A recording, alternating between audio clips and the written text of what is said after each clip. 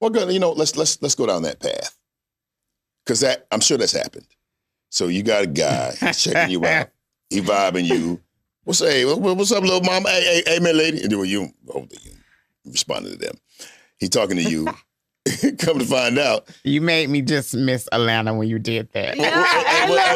Screwman lady. What's up, little lady? Hanging out the window. Screwman lady. And so he's enamored by you. And what does the next part of that? How does the next part of that conversation go? Okay, the next thing is he rapping, and I'm giggly and I'm feeling the vibe. All right. Because I know the question you want to ask. When do I disclose or not disclose? When do you say to him, "Hi, sir,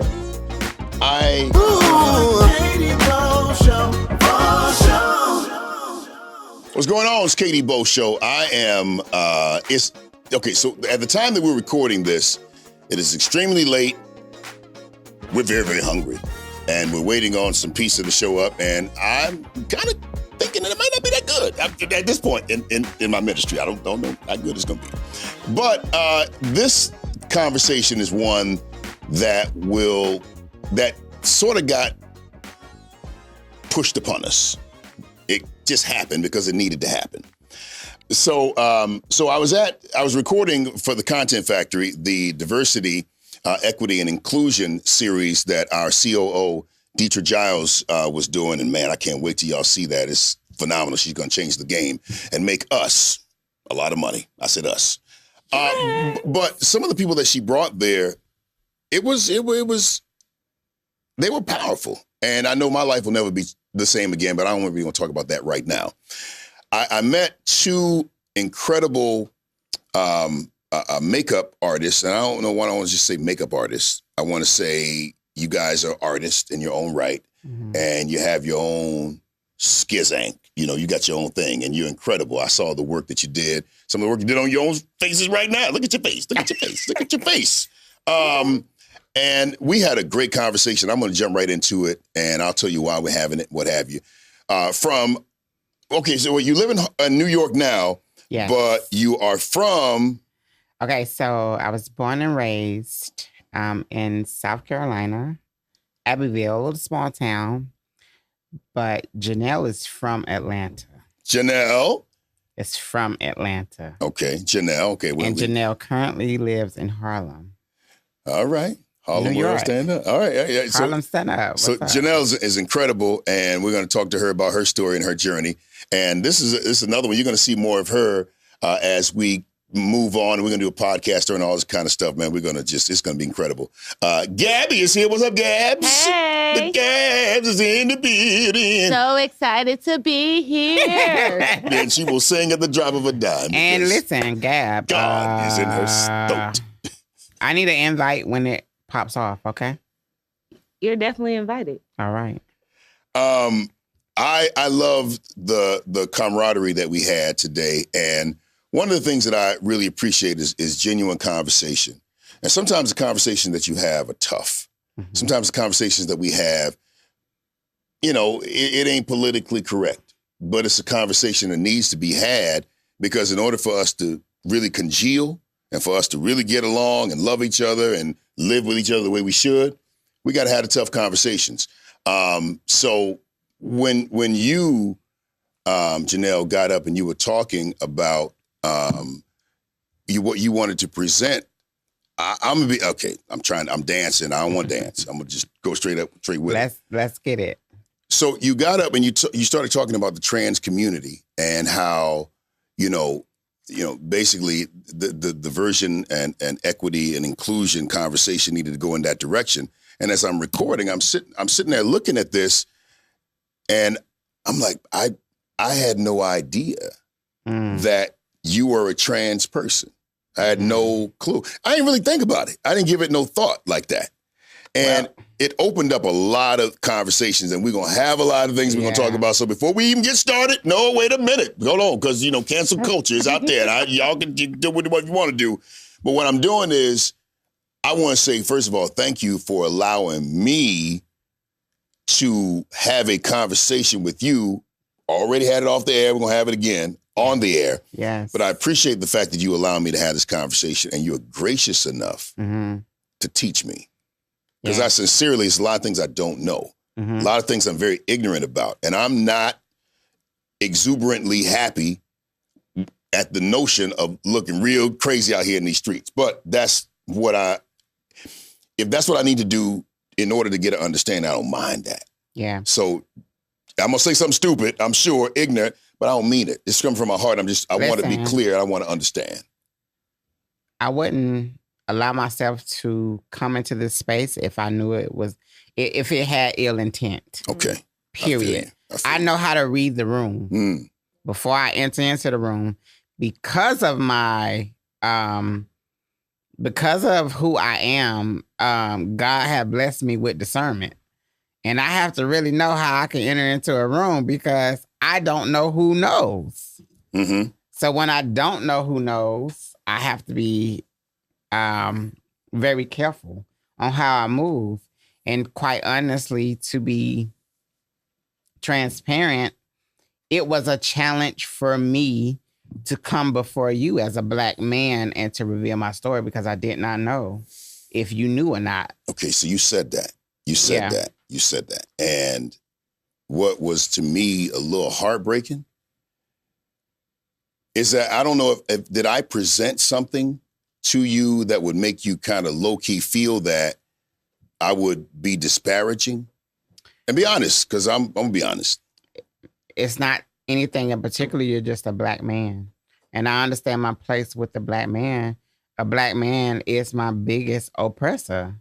More than a white man. As a Black trans woman, for me, my Black men, my king, who I hold highly, y'all are my biggest oppressor. So when I'm having to be vulnerable and tell my story, it's very intimidating because I don't know if I'm going to be faced with judgment.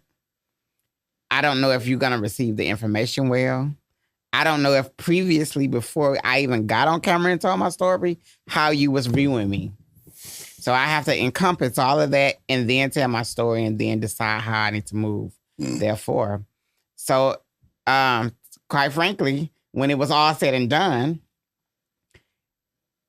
literally as I wrapped off camera, when it cleaned up. Oh, you gonna tell the story? Yeah, we got to tell the story. Let's keep it real. When I got off camera, when it changed, cleaned up the kit, did everything. So I'm walking to my room to go put my things away, and you stopped me. But I knew why you stopped me. Did you really? I did know. But I just didn't know what was finna come out of your mouth. Really? I didn't. But I knew I was in a safe space, so that's why I welcomed it immediately. But it was just funny, like, wait a minute. Like, nah, we need to talk, because... Say what? Well, you know, I was asking... Okay, let me ask you this. Did you know? Yeah. That's interesting. How did you know? Did everybody know except me? Now I'm starting to feel some type of way. I don't feel like everybody knew except you, but I feel like I know because you're a girl. Because I'm a woman. All right. And interesting. And like interesting. No shade. No, I don't take any. Okay, good. I don't take any. Because it's not a shady. I'm not saying it in a shady way. I'm just saying I'm a woman. So like it's almost like when you're a mother and you have a child, you can just feel it. You know what I mean? Like you can feel it. And to me, I don't care. Right. So it was nothing, because this is good for people who is viewing this. So it was nothing in particular that I did, said, moved away. It just was an energy field that you felt. Yeah. Right. But my thing is, at the same time, did you ever feel at any time when I met you that I knew? Absolutely not. Because I'm not going to come into a space listen, I am who I am. And I embraced you. Right. The way that you walked into the room. And that be my whole point. Wait, say more. What do you mean? However, when I met Janelle, that's who I met. So that's who I'm talking to. That's who I'm embracing. That's who I'm getting to know. I don't have anything to do with whoever is outside of Janelle. All right. Who I met is Janelle. So I'm like, that's where we are. Okay. Does it matter whether or not people know? To me, no, it doesn't.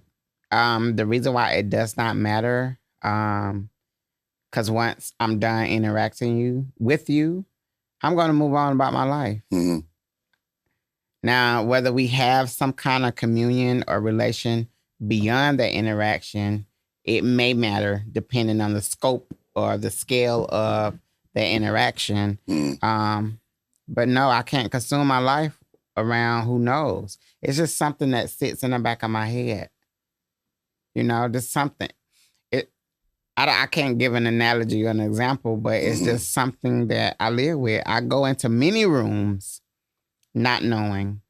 Sometimes it will be situations like with Gabby, she knew. It don't matter to me. It will be other situations I can go into a room and nobody knows. As you. Sometimes, and I get it's just. Well, I mean, okay, I don't know if they know or not. I mean, so yeah, I don't know. I didn't know. I'm trying in my mind. I'm trying to go back and I'm trying to see. Did you know, Bo? No, I didn't know. I didn't even know the look. How about that? Can I tell you why you didn't know the look? Tell me. The reason why you didn't know to look because I simply came in presented just as Gabby said as Janelle. I didn't give you any indication that you needed to look. And most time when you're dealing with trans people, they're going to come in the room the way they need to. Now, the difference is, and we talked about this off this, is whether they pass or not. And that is yes. Passing mean that I can go under the radar. I can blend in with quote unquote society. I can go into a room full of men and men not know what's up. I can go into a room full of women and they not know what's up. I have been in both of those situations. So now you do have people that do not pass, that do quote unquote do not go up under the radar. Prime example, if you have a male to female, which is a man that was born male at birth and decided to transition to female, that is male to male, that's a trans woman. Once she's done with her transition, they don't have the privilege that I may have and others may have. Tell me what you mean once they're done with their transition. Just frankly, like you can tell that they have transitioned. The shoulders may be broader. The hands might be big. They may be taller. They may have a more square jawline, or when you can tell. Come on, we don't have to be. Let's just be real. You can tell. No, I'm serious. Like, you mean surgically? I was just about to say. So, how are these transitionings happening? It could be surgery. It could be you have trans women that do surgeries. And you have trans women that are completely surgery free. They free. They don't want to do any surgeries. They don't want to do any. But the term trans, I'm that person. Yeah, but I haven't had any surgeries. Yeah, you said that. Yeah, you said that. None whatsoever. Wow. I know. Thank you, God. Thank you. Thank you, Mom and Dad. Oh God, like you know what I'm saying? Lord, you did you? You did. But you use the word transitioning. I want to understand what that means. Is that a mental thing? It's mental, physical, social, sometimes political, sometimes medical. It's everything that encompasses transition within that one person. With me in particular, my transition only was growing my hair, changing my documents, my ID, birth certificate, social security card, passport. All of my documents are changed. So if you try to pull up and try to pull my card, you can't pull my card. Just saying. And it also means I just simply changed my dress. I stopped wearing men clothes and just simply started wearing women clothes. The mannerisms have always been there. My face has always been there. Breasts, curves. Have always been there. Have always been there. Yeah. And listen, within my community, I'm like a unicorn. Like, we already are unicorns, but I am the rarest of the rarest unicorn because I didn't have to do a lot to appear as woman. I'm gonna tell or you be. I'm gonna tell you what the challenge woman. is for me. Mm-hmm. You probably will be feeling the same challenge as well. We talked about this already, but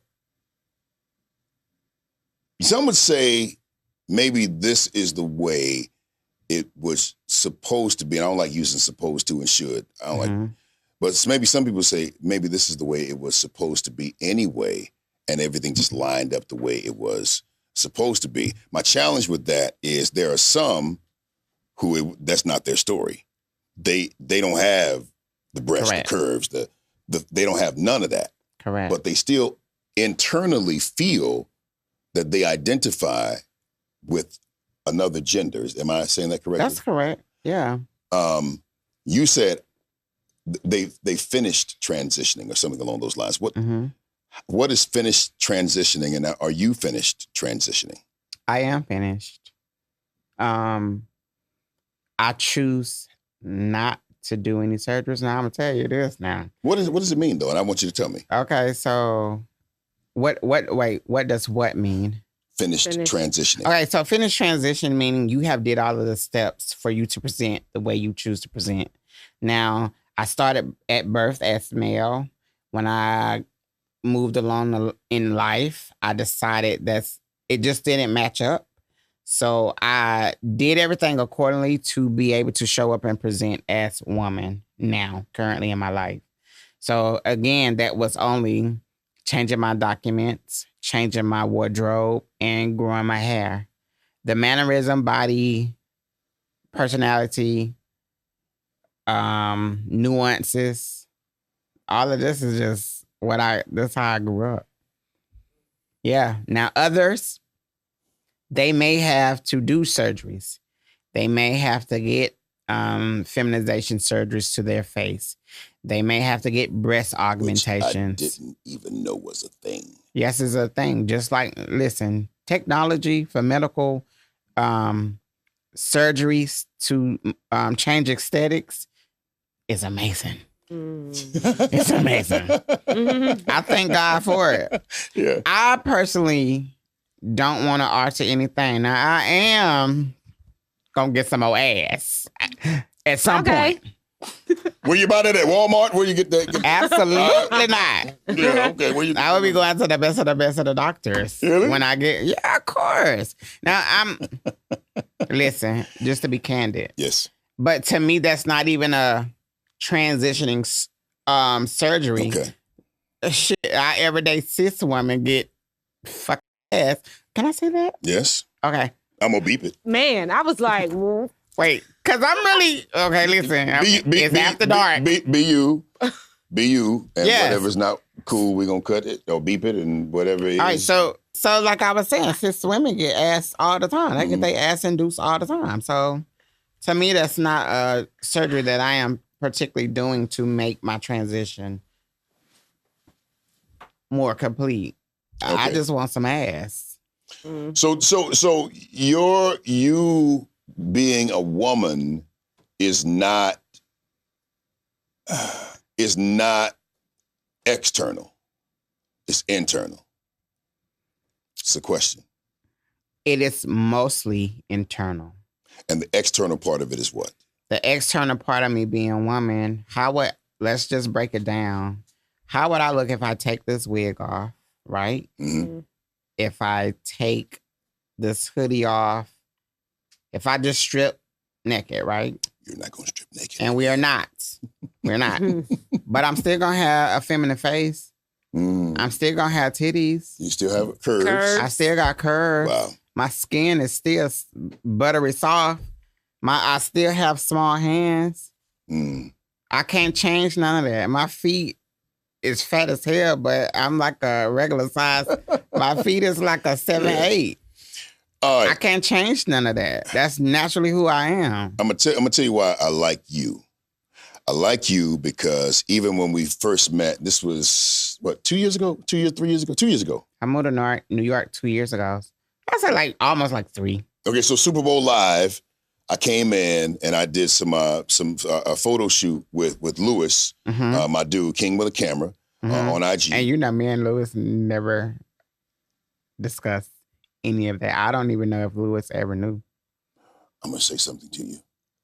He knows now. He knows now. What up, Lewis? But I feel like he probably did. Like, that's somebody I was comfortable with. Yeah, but I don't know. But I don't hide it. You know what I mean? I don't feel that at all. But so we met, and when we met again on this go around. I mean, you're brilliant. But what I like about you is your level of authenticity. You're gonna show up as you. And I want to go deeper with this conversation because there is a conversation that needs to be had about what you said earlier. Okay, what did I say? About black men being something, you didn't say the bane of your existence, but you said something about the black men. Black men. Oppressors. Yeah, black men are my biggest oppressors. That I can't let it's that. It's heavy. I can't let that be unheard. I can't let that, because the thing about it, I feel like the strength of a community, and this is what I believe with Man Up Community, that the strength of a community is gauged by the strength of the men that are in that community. I believe that as well. And if we talk about being the best version of ourselves for our community, are we saying that we are the best version of ourselves for the community that we approve of? Exactly. Or the community that we understand, or the community that we get, or the community that we condone? Or are we saying that we are the best version of ourselves to protect and enhance our community? That's all our community. And when you say that black men are your biggest oppressors, that's a thing. So let's talk about it. What you want to talk about? Here's what I believe. There's a lot of things that frighten black men. One is when we genuinely don't know. Like there are no rewards for the black man that says I don't know. None. Okay. There's no rewards for the black man that says I don't know it, I don't have it, or I am not it. There are no rewards. Women can say that all day long. People line up with rewards. Well, you know what? We're going to help you. Whether it's the government, whether it's whatever, there are no rewards. So for a black man to be in a position of not knowing or not being clear on something, yeah, it puts us in a weird place. It doesn't condone the stupidness that we do, but it puts us in a weird place. The other part is this, that I'm learning that our masculinity can be the strongest, most powerful, most amazing thing about us. Yes. Or, oh my gosh, yes. It can be the most fragile part about us. It's like an ego. Yeah. Your ego can be fragile, or your ego can be the thing that really makes you move. And I think that for black men, one of our challenges is probably some community, some of the way we were raised. And so honestly, we don't know what category to put certain feelings, certain emotions, all that. We don't know what to do with it. Let's say, for instance, a man looks at you, and I saw some video. We looked at some videos earlier. A man looks at you and he says, my God, she's beautiful. He walks up to you, has a conversation. You giving him all that shoo, that what you call that zoosh? What do they call it? That zoosh. A little je ne sais quoi. All that. Okay. Right. Put it all in the offering basket. Put the je ne sais quoi in the offering basket. And you know, it's like a real thing. And then you say, well, good, you know, let's go down that path. Because I'm sure that's happened. So you got a guy, he's checking you out. He vibing you. What's up, little mama? Hey, man, lady. And then you responded to them. He talking to you. Come to find out. You made me just miss Atlanta when you did that. Screw me, lady. What's up, little lady? Hanging out the window. Screw me, lady. And so he's enamored by you. And what does the next part of that, how does the next part of that conversation go? Keep it funky with me. Come on. I mean, how does the next part of that conversation goes on who part? His or my part? Ooh, great distinction. Because it is a distinction. I want to know, how does that go on his part? Right. When you see that it's going to that area of whatever, I want to lead it. You tell me. Okay. So on his part, me as a woman, I just have to let him do his thing. Okay. Now, whether he woo me is the question. Tell me what let him do his thing means. I mean, just do what he normally is meant to do as a man when he is attracted to a woman. Because first of all, let's break down attraction like we did before. And we have to break this down for your viewers so they can really understand what is happening in this dynamic. Attraction is simply just what it is.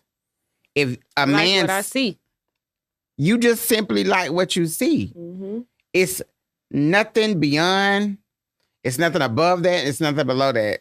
Like, damn, shawty is over there. I like the vibe she giving. I'm liking the aesthetics that she giving. Let me push up. Yeah. Period. Oh, I feel my soul tightening up here. But go ahead, I'm listening. Okay. Okay, all right. I want to roll. I'm on track with you. Okay. So, okay, the next thing is, okay, he rapping. And I'm giggly and I'm feeling the vibe. All right. Because I know the question you want to ask. When do I disclose or not disclose? When do you say to him, hi, sir, nope. You tell me what you would say. So I'm already knowing this is the basis information that I already collected when he's approaching me. But because you men are gonna like scout, y'all gonna stand back, look, be like, shot at fire. Am I gonna say something or not? Before y'all say something, y'all already done scaled us up to some point. Like, I'm a bang shawty. She's either effable or I just want to conversate with shawty. Y'all already know why y'all already know y'all intent before we know anything. Mm-hmm.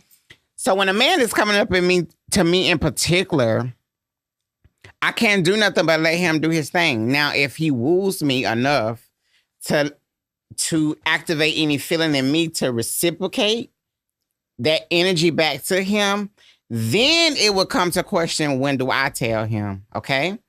Now, let's just say, prime example, we are out at a place, because it's different scenarios. Mm-hmm.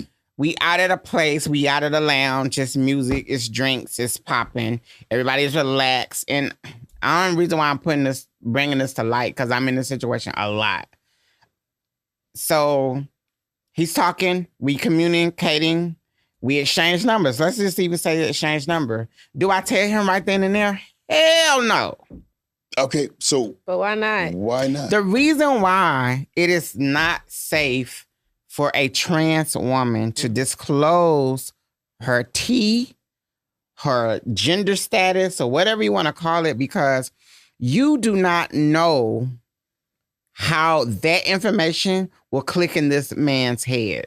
The translation. Exactly. You do not know how it will click. A, he can dot me dead in my shit right on spot. B, he can go tell his boys, and now it has activated in his boys to dot me dead in my shit. B, he can feel highly embarrassed and just run out of the place, and now I'm just stuck like, damn, like, what?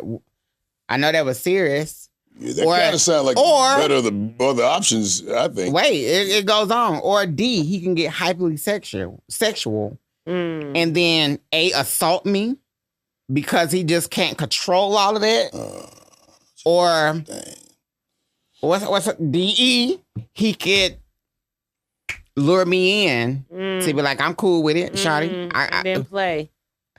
And then he get me secluded in an area, and boom. So that is not a place for us to disclose immediately. Now, with spiritual maturity, you can be discerning when you know you are safe. Because I am who I am, I have had to develop that. So I know when I can say it and when not, because I have said it in public places right then and there. I'll never forget, like years ago, the Falcons was playing the Steelers. And back in the day, I don't want to talk about that game. Right? Well, whatever. We ain't talking about football. Discuss that game. But this is a personal story that I have, and I would never forget. But I was partying in Compound way back in the days. I was in Compounds, popping. Not this Compound that's now, but the old school Compound. And it was a few guys in there in black and yellow, and I'm just like, are these alphas or something like? And I'm just sitting there doing my thing. As such, I meet one of the gentlemen, and I found out he was one of the Steelers player. And I don't know what was in me that night. The liquor was speaking, blaming on alcohol or whatever, but I felt comfortable enough to tell this. Now, mind you, I'm 5'4". This man is towering over me at least 6'3", 6'4". And I'm just looking at beard, and I tell him. I tell him right on the spot. Did he have a beard? But probably was a wide receiver. Maybe I don't know what he was. I'm being messy. I'm being messy. Yeah, you being messy, but we're not finna do that. But I disclosed right on the spot. Okay, all right. And his response was D. It was hypersexual. What happened in Atlanta stays in Atlanta. So what's up? He said that. Yes, he said that to me. And then I'm left with a choice like, all right, what I do in that situation? So that was just one particular situation that I probably shouldn't have did that because I wasn't really sure.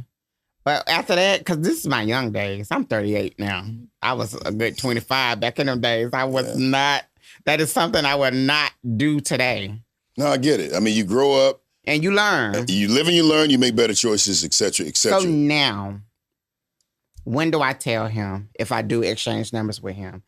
I allow the conversation to go, and I allow myself to really feel if I really like the guy. If I really like the guy, I'm going to just go ahead and tell him. If I know in my spirit that I want to pursue him, I'm just going to tell him, and I have to live whatever, and this via text or phone, never in person.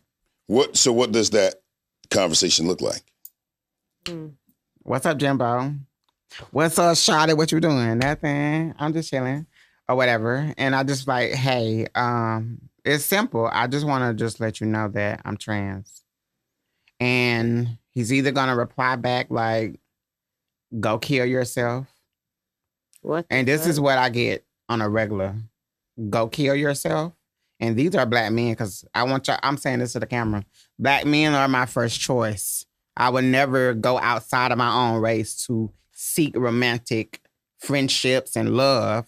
I'm going to always choose black men. So these comments are coming from black men. And the top hateful one I get all the time is go kill yourself. I hear that more than often. And not only do I hear it's either go kill yourself or nah, shot, I don't fuck with it. Or it would be like, oh, for real? Or then, like I said, D, hypersexual, like, so you got a dick, a pussy, or can I fuck you or you gonna suck it real hard? Like, it goes to the extreme. It's never, and now mind you, I'm literally have been talking and conversating with this man, this gentleman. Congenial building fashion. a relationship. I have been talking to this man. We've been talking about goals. And because I have to get to that level because, first of all, I ain't just finna be dating nobody.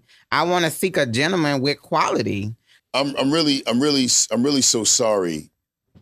And I apologize that you had to experience that. Tell you what, I'm gonna tell you what's present to me now.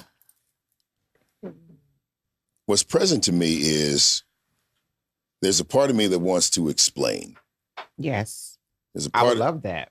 No, I can't though. There's no way I can explain it. I can talk about it. I can have a dialogue about it, but explaining has a little bit of the connotation that I am telling you why it happens, or I'm saying to you, what you got to see their side. But who says I don't? Well, then tell me, what do you perceive as their side? So listen, this ain't my first time around a rodeo. I'm 38 years old. Janelle is 17 years old. Let's really compact that. Whoa. I am 38 years old. And right? Janelle is how old? I'm 17. Janelle is 17. So can you explain that to us? Okay, so to break it down, I am simultaneously living two ages. Lives. Not necessarily two lives, because I'm living the life that I'm living, but because of that particular transition, I have had to live those two ages.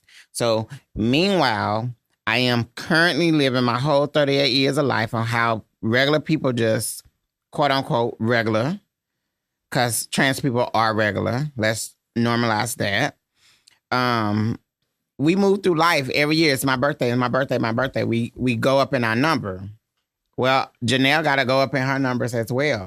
So Janelle was already mature when she transitioned 17 years ago. I was already in that age. I think, what was I like? Oh, Lord, it's late. I can't do the math. But I'm 23, 24 when I'm transitioning. If that, y'all, don't blame me. Remember 20, well, if you're 17, you're 38 now, you were 21. Okay. Yes. Yeah. I had just moved to Atlanta, Georgia. Yeah. From? The rural town of Abbeville, South Carolina. That's right. What's up, Pete? Yeah, so so you got a fresh 21-year-old in life exploring. So now when I decide to transition, that clock has started now. So that I was born in 01, 03, 04. So that clock has started. So I'm already mature in that thought.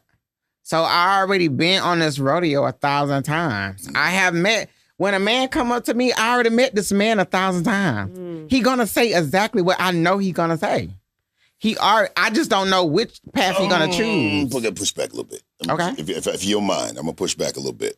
Because it feels like to me, I know that is your experience. Yes. And I cannot tell you that is not your truth, because you're telling me that this is what I experienced, so it is your truth. Yes.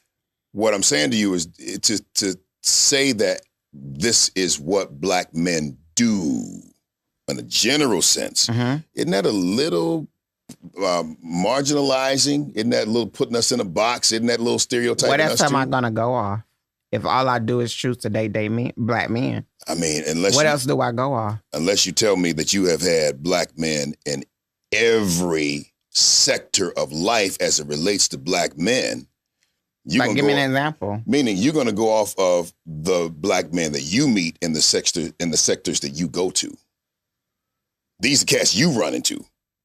But right. Do you know what it's like to have a Black man that, is from this place? Or, well, if I'm going to start calling names, because you'd be like, I sure did. And I have lived in South Carolina. I have lived in Atlanta, Georgia. I have lived in California. I'm now currently living in New York, Harlem. Not only that, I have traveled. When I travel, my online dating travels with me. So I have dated men in Chicago. I have dated men in Portland, Oregon, when I have been in Portland, Oregon. I guess what I'm saying is that in all those places that you mentioned, is a McDonald's at every one of those places. Yeah. McDonald's is McDonald's. And if your palate is for McDonald's and you keep going to McDonald's, it's kind of like, my palate is Black men, though. I can't not. I but have said that repeatedly. It is. Or blends. It is. Okay, so let's break down the many versions. Yeah. I have dated the jock, the muscle bound. Yeah. I don't dated the drug dealer. I don't dated the nerd. I don't dated the church boy. I don't dated the gamer. I don't dated the scammer. Have you dated the scammers? I don't dated Africans. I don't believe that she's requesting an amen corner. I'm just asking. Here. The way you witnessing. My God. Listen. I love a Black man. I don't discriminate on what type of Black man I like. I respect you. And the only time I'm really being specific is just the physical type. That's it. No, I feel you. Okay, so no disrespect. Sometimes the most disrespectful things come after they say no disrespect. And I don't mean that. Right. I'm saying that could you, I don't want to discredit your experience and the experiences of people in the circles that you move in that have this same kind of conversation. One would argue that perhaps there's a common denominator here. Mm-hmm. Maybe it's your picker. Mm-hmm. Maybe your picker's off. The way, and so let me be clear, you're talking about the way that I pick. Yes. Okay. But let's consider the men that I don't pick, the men that approach me. Because there's a lot of men that I don't choose that will approach me. Okay, tell me about it. I don't have to tell you about it because it's many men that I ain't even looking at, and he worried about me. Do that make sense to you? Because they want to be in your life? I don't know what they want to do. But they want to be in proximity with you. Exactly. But you don't pick. I'm not even picking. I can have the type that I pick. Well, I'm not talking about attracting. I'm not talking about attracting. I'm talking about people that you say yes to.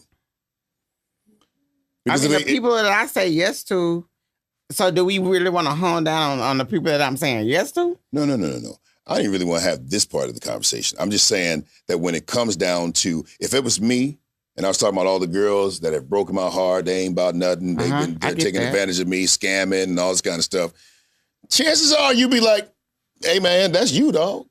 You picking people that do that. But we talking about black men, and we talked off camera. Mm-hmm. And I told you, what did I tell you when we talked off camera? That every portion of my life that I'm elevating, the men that I choose to date will elevate with me. Mm. So you're picking better as you go. As I go. Yeah. And I'm learning.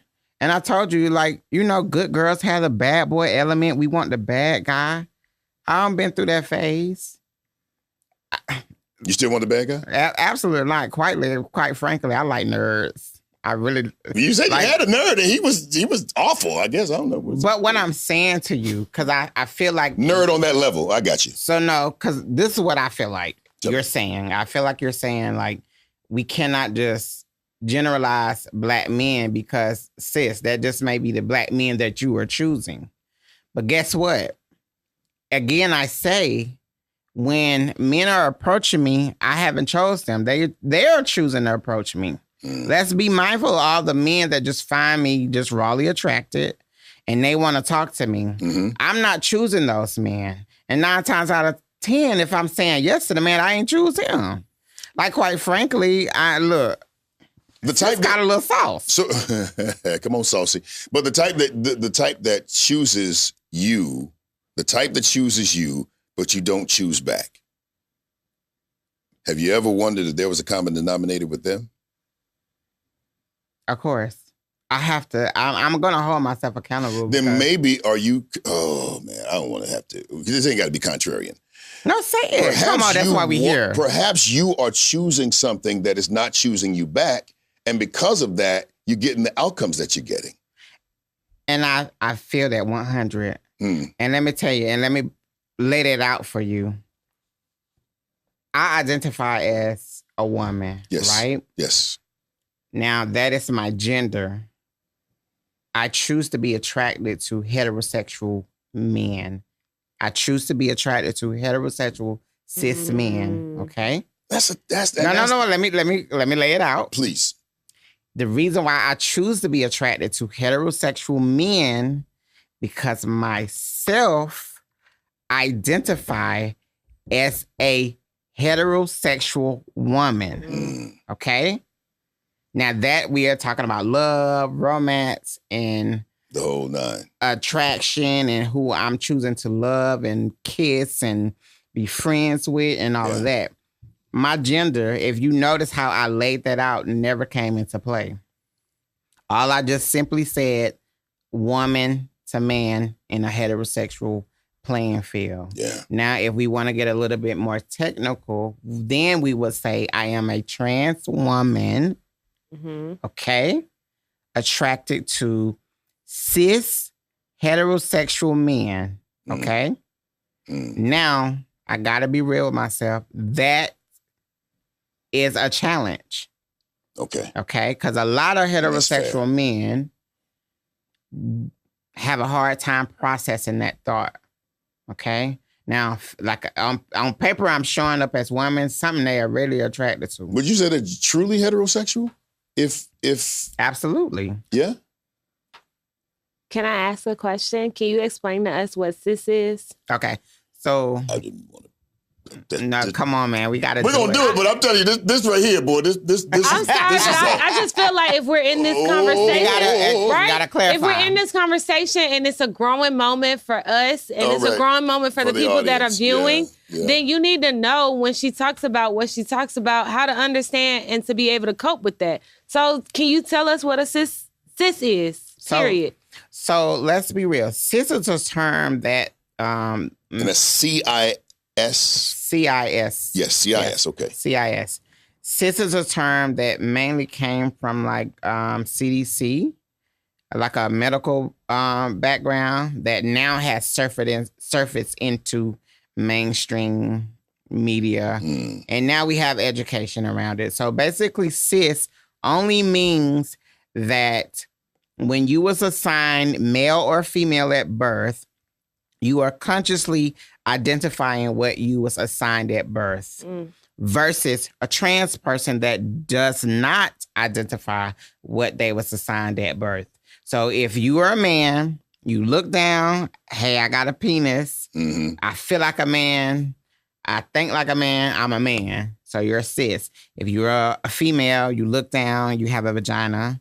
Hey, I am female. I have a vagina. I have breasts. I'm female. So that is cis. Everything aligns. Whereas with trans people, it doesn't just simply align.